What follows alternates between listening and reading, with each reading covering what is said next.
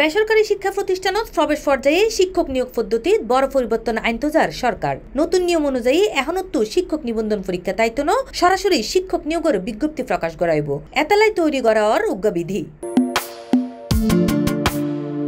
বিধি অনুমোদন প্রায় চূড়ান্ত পর্যায়ে আছে। বিধি অনুমোদন হলেই এ সংক্রান্ত পরিপত্র জারি করাইব।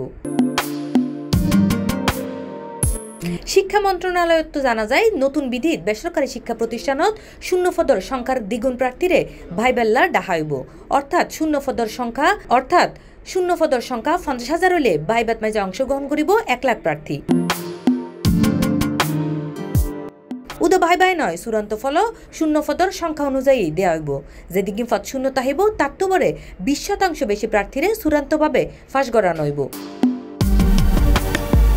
সংশ্লিষ্ট সূত্রে জানা যায়, শিক্ষক নিয়োগের বিজ্ঞপ্তি প্রকাশের দিনত প্রার্থীর বয়স গণনা করা হইব। আলাদা করে বয়সের হনো গণনা হইতুন। বিজ্ঞপ্তি প্রকাশের সময় হনো প্রার্থীর বয়স 34 বছর 11 মাস হইলে তিনিও সরিল্লাই সুপারিশ করিত পারিব।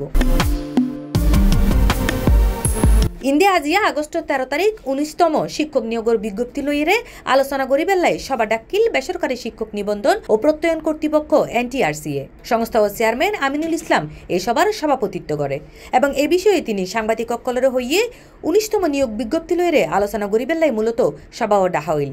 এই নিয়োগত মাঝে সিলেবাস, পরীক্ষা পদ্ধতি সহ অন্যান্য বিষয়ে সিদ্ধান্ত লইরে কমিটি গঠন করা হইয়ে এবং এই কমিটির সুপারিশের আলোকেই ব্যাক সিদ্ধান্ত চূড়ান্ত করা হইব। C+ TV, Chittagong.